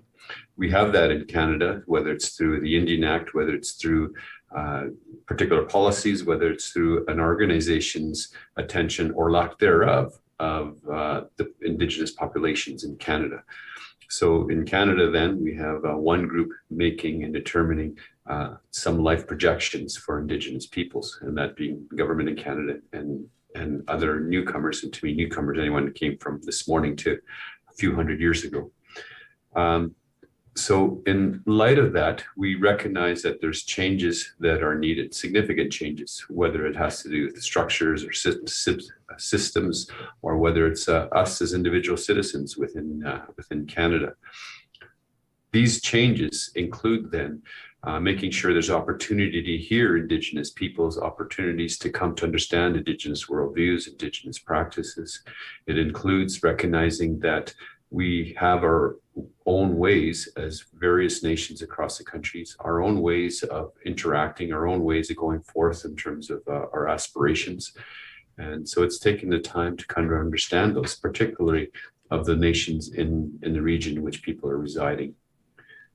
For us here then at the University of Calgary, indigenization involves recognizing these dynamics, recognizing the history that Indigenous peoples and Canada have shared, a history of oppression as demonstrated through what we're hearing now about graves that are unmarked and being found alongside residential schools, recognizing that there's many horrible wrongs that have happened. So it's recognizing this history, but it's also recognizing the history that Indigenous peoples have been great ideas, have implemented great ideas prior and during the time of non-Indigenous peoples being here. And that we have our structures, our value systems, our belief systems, our practices that have shaped us back in the time in very positive and healthy ways. And we have ways that is helping significant segments of our populations in very positive ways. So in other words, it's recognizing both the history of the challenges, but to recognize that we have something to offer our own communities as well as offer Canada. In light of that, and here in University of Calgary, what we're doing is we speak about walking parallel paths. We speak about the processes and the practices and the policies within the university, and recognizing that Indigenous peoples may want to look at some of these things in their own ways. They would be comparable, parallel, and a simple example is how meetings are conducted. There's some parallels that are there, but it also means how do we look at admissions in ways that reflects Indigenous practices and values and perspectives, so that what we've done then is create space for Indigenous participation in university where we feel welcome. We feel like this university is part of our own as well. And so we're not there yet, but we continue to work on in a variety of areas to create this space, this ethical space for Indigenous people's presence in relationship with non-Indigenous peoples in university. Doctor, my understanding is that you were appointed to this vice-provost role. It's a 5-year term that could be renewable, but back on June 1st of 2018, which of course was well before, do I call it this country's awakening? I mean, I hate to put it that way because we've spoken to so many different people that have said survivors of residential schools and knowledge keepers and elders and storytellers have been basically screaming about this. And let me not put it that way. It sounds unflattering. I want to show, obviously, respect, but they've been testifying about this as part of the Truth and Reconciliation Commission for years, and Canadians should not be surprised. For whatever reason, I think it's part of the way that humans process things, numbers started to resonate. So when I say 215 or 751, the people know exactly where in the country I'm talking about, almost like area codes. Has your position or your mandate or your understanding of your role or the interest in your role changed over the past number of months? I would say yes, but I don't want to discount the significant interest that the institution had about indigenization, about our Indigenous strategy at Tapito. So we have had significant participation in addressing our Indigenous strategy at the university since I've been here and before. That it was developed in a way that clearly involved Indigenous peoples of the region, clearly included the leadership, included all segments within the university. So there was significant commitment to the establishment of the strategy, and that commitment continued in its implementation. So I don't want to downplay that commitment. With that said, it has increased in terms of people having a new level of understanding. And what I would suggest, it's a heart level of understanding where people recognize that these issues aren't something that's long ago. These issues are right now and impacting people right now, and not impacting just Indigenous peoples, but people all over. So people have this emotional connection to the whole matter at this point. The challenge right now is how do we address that emotional connection? And what I mean by that, people are searching for a way to go forward that's respectful and supportive. For example, I do believe that there's many Canadians out there, many people from throughout the world that are residing here in Canada that want to move forward in a supportive, respectful way.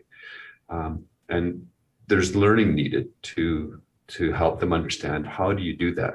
And so we were engaging in that more and more. What I find is more people are reaching out, trying to understand what that means, and wanting to participate in creating positive change within the university. This isn't to deny that there's still challenges within university and in Canada where people are in positions where they still do not want to believe or do not want to recognize the impact of these things. But I do believe that there's a far larger segment who truly wants to make a new path forward for all people. I was reading something online the other day, and I wish I could remember where it was so I could cite the source, but it was someone's candid comment, in particular talking about curriculum, but they said, you know what, there needs to be more learning, there needs to be more teaching and more understanding around Indigenous history pre-contact with non-Indigenous people or pre-settlers, to cut to the chase. And I know that it seems like an obvious statement, but I sat there and I'm thinking, as I'm reading this, and I'm thinking back to my own learning journey, or I'm thinking back to even what we talk about, and oftentimes it's 100% like people's understanding of Indigenous people is like, you know, in the United States, like when Christopher Columbus discovered, and it's like, well, there are people here for thousands of years, and really, I don't think that there's any, and I mean, maybe someone can point me to some curriculum and taught in some grade where there's some teaching about the history pre that period, but I mean, when it all comes down to it, is it safe to say that everyone can agree we need to do better there? I have no doubts that we could do better there. Yeah. The lack of awareness, for example, of cities in both North and South America, whether it's large cities in Central America or smaller cities of tens of thousands in North America, just as an example, people aren't aware that they existed here and that they're comparable and many times greater than what resided in most other parts of the world. Without recognizing some fundamental things like that, the contributions of foods that continue to exist today, when we look at the world's food staples, that a significant portion, some estimated approximately 2/3 of that portion, is foods indigenous to the Americas. When we look at the operations, the understanding of human anatomy in South America, when we look at the democracy systems of the Haudenosaunee peoples that was here prior to these times, there is so many contributions that Indigenous peoples have made that we don't recognize or understand them. And as such, we don't know the degree of the oppression that has been in place. And what we continue to miss by not creating the change and creating these educational opportunities on these and other significant matters. So yes, I'm fully of the opinion that there's not enough education to truly understand the impacts of what have happened and what we potentially could be doing differently. Michael, if I know anything about this audience, they're going to be listening to what you're saying, and they're going to be earnestly and sincerely looking for ways to implement the concept in their own lives. What does indigenization look like within a family unit or in a household or as part of a corporate culture or as part of a neighborhood? Or can you give us ways to kind of extrapolate the concept? So you addressed various levels: individual, family, community.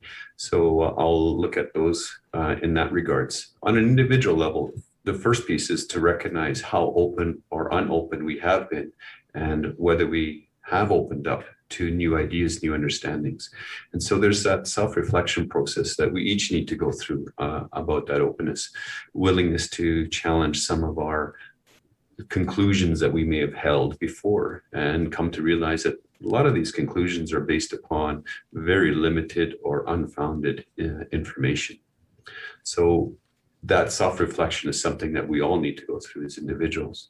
The piece that comes along with that is the willingness to learn. So whatever format that may be best for an individual, sometimes that's talking with other people of the community, sometimes that's reading, sometimes that's podcasts, sometimes that's shows that are informative documentaries. So that piece becomes important in terms of self-directed learning. It becomes important to be critical on the kind of material you're accessing, because as we know, there's a lot of material that's out there that's not well based on anything. So we have to be cautious about the kind of material we're looking at. On a family level, that openness ideally is going to expand.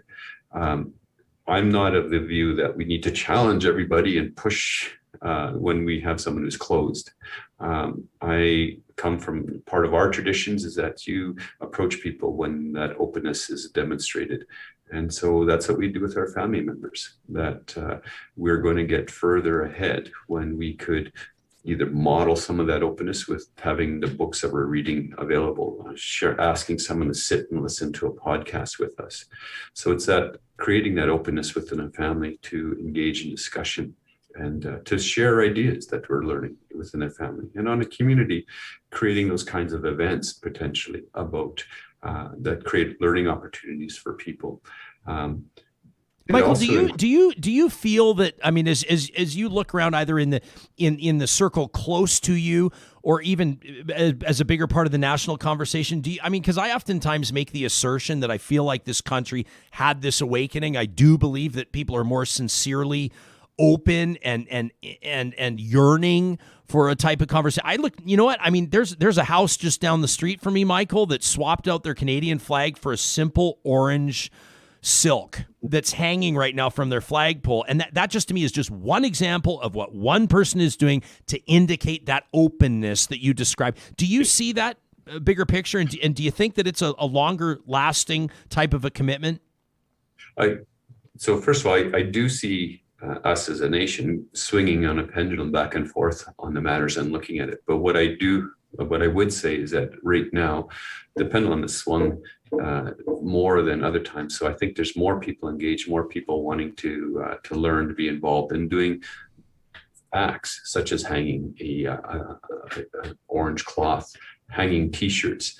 That we're engaged in these acts to keep the importance of the matter at hand up front. I'm pragmatic. I do imagine this is going to change at some point, but I don't think it's going to get anywhere near it was before. I think there has been a significant shift in the country, and I do believe that we'll keep growing in this regard in terms of the relationship between Indigenous, non-Indigenous peoples. We continue to need to be challenged on a number of things. Quite a number of things. So I'm not naive on that piece either. You know what? I'm seeing it in, just this is all anecdotal, but I don't know how many interviews, Michael, that I've done about pipelines over the years and consultation processes and why Northern Gateway didn't happen and why Energy East didn't happen and some of the barriers that stood in the way of Keystone XL. And there's a whole bunch of different conversations to be had, and each one has its own standalone issues. But if I'm being honest, I sat in front of a text line for a lot of years where a lot of people would share their feelings about Indigenous consultation on pipelines. That's just one example. And I see in off-air conversations that I have with people with vested interests in pipelines, I see change there. And I feel like, and this is anecdotal, but I feel like people are starting to recognize the importance, the imperative nature of those types of consultations. We had a letter, someone wrote an email to the show a couple of weeks ago. We read it on the air. Somebody talking about how their perspective had changed in first response. It was a letter from a fireman who wrote in, and he was ashamed of the attitudes that he had perpetuated in the fire hall around dealing with Indigenous members of the community. And he talked about how his greater understanding or his personal awakening around the impact and the generational impacts of residential schools is now completely transformed the way that he's seeing some of the people that he interacts with in the course of his duties. I mean, these are anecdotes, but I see it, and it's a huge encouragement. I would fully agree with you. I think there is significant changes. I don't discount anecdotal information. I see it's another important piece, and in particular, understanding the stories of what people have gone through, understanding the life stories becomes that way to touch the heart, the way to create change. When we just rely on the numbers, there's a tendency to remain in our head and just to be another fact that we're trying to address, incorporate. But with these stories, we can't miss the impact it has on us going forward. I do see some of the same things that you're sharing. I do think there is some significant changes. What we have to do is try to use that energy, that attention, that commitment to move forward in the best way possible. Absolutely. Let me ask you, Dr. Hart, this in closing to bring this conversation full circle, at least for now, and not just at the University of Calgary, but in the context of post-secondary campuses over the next, I don't know, let's say 10 years or whatever. You pick the time frame. How different do you think they'll look? And how do you think some of this, this conversation around indigenization and some of the stuff that, and I'm not calling your work simply theoretical, but some of these conversations for people, we're going to start thinking about how we can make changes in our own lives or how we can reflect our values as individuals and as a nation. How do you think university campuses will look different 5, 10, 15 years from now? Well, one of the things I think this process will do is open us up to new ideas and new experiences. So I think that we'll have a broader opportunities to engage in these ideas and experiences that we don't currently have in many places right now. When you start bringing Indigenous perspectives, Indigenous worldviews, practices, experiences, what you'll have is that you have a new perspective to question, whether it's the research, whether it's what's going on in courses, et cetera, a new way to question that and new directions to advance what we're learning, what we're researching, what we're engaging in. We'll also have new relationships that are present. So beyond the very visible changes that I imagine will happen. So for example, we have a new main campus landscape plan that speaks about this parallel path and Indigenous contributions visibly within the landscape. I think there's going to be changes within classrooms. I think there'll be changes in the scope of what universities will be doing and engaging in. So I do think there'll be significant changes that's inclusive of Indigenous ideas. Indeed, ideas even beyond Indigenous peoples that will look at peoples who have different life experiences in a new way that will be receptive to these other ways of going forward in life. Dr. Michael Hart is the vice-provost of Indigenous Engagement at the University of Calgary. We're grateful that you made some time for us this morning. You've given us a ton to think about, and I'm really grateful for it. So thank you. I'm truly honored to be here. I'm thankful for your interest and your continued support in helping this change go forward. You bet. I look forward to further conversations, Doctor. We'll talk to you again. That's Dr. Michael Hart, and you can read more, of course, about what they're doing there by checking out the University of Calgary's website at ucalgary.ca. the kind of the theme of today's show, which, if we're being honest, is the theme of every day show. I feel like I almost, even though I'm doing these interviews, I need to go back and listen to them again. Because there are a lot of things that are just said, not in passing, but I mean these amazing points where I scribble down notes. I mean, he talked about this willingness, and he talked about part of his. I mean, the Cree culture, that idea of. He says we don't want to. What was the word he used? But you don't want to like aggressively kind of like hammer down points on people or be confrontational. We want to wait till people are open and willing to, desiring to learn. Yeah, they demonstrate an openness and a willingness. I really appreciated that. He's got this like calm demeanor, by the way. You know what I mean? It's just like listen to that guy talk for a long time. If you have a suggestion or if you have an angle that you'd love to see us take on, we're always looking for subject matter that will give us more to chew on and digest. The show is named Real Talk for a reason. You know where to find us to talk at RyanJesperson.com. These shows happen because we have support of amazing Real Talk builders like the team at Local Waste. If you check them out online at localwaste.ca, you're going to see a couple of different things. Number one, a way to request a quote. So if you're an entrepreneur, a business person, you're looking for maybe a new service provider when it comes to waste services, you can get in touch with them and find out what a business relationship would look like. But there's also opportunities to contact them through their Edmonton or Regina offices. This is a family-owned business that is open to doing business with other entrepreneurs. If in your community you see an opportunity to maybe bring local waste there, Mikkel, Lauren, Chris, they're all ears. You can find them online at localwaste.ca. And don't forget, coming up on Friday, Trash Talk, presented by Local Waste. You can send your rants in to us for consideration. We bring you the week's best as we wrap up our broadcast Friday mornings. Westworld Computers is who we thank for the software, the hardware. Sam, am I using the right words? Not so much the software, the hardware. The hardware for sure. The hardware. See, I'm already out of my depth, and I'm using like 3 words about computers, and it's already time for me to stick to the script. The team at Westworld Computers, we talked to them about the type of show we're going to do, and they prescribed us what we needed here in studio. It's what they've been doing as a family-owned business for more than 40 years. You can book your service appointment. You can shop online right now at westworld.ca. They'll ship across the country. And also a big shout out to our friends at Athabasca University. It is Canada's online university. Now, I know many of you, especially post-secondary learners, have had a digital experience with your studies last year. Athabasca U is well positioned for the pandemic. They are truly an online university. So their offerings were not temporary, and they weren't rushed, and they weren't slapped together. It's what they do every day, and it's what they'll continue to do even when other aspects of your life go back to in-person. Your schooling doesn't have to. You can learn more about their world-class accredited online programs and courses by visiting athabascau.ca today. As mentioned earlier, we're going to check in with the front line at the Fairy Creek blockade. That's coming up tomorrow. Another angle on forestry in Canada. We're going to talk to David Robertson about an opinion piece on how Manitoba's premier is setting back conversation on residential schools. And a reminder on Friday, our roundtable, Indigenous artifacts in museums. Where should they wind up? Have a great day, Real Talkers. We'll see you again soon. The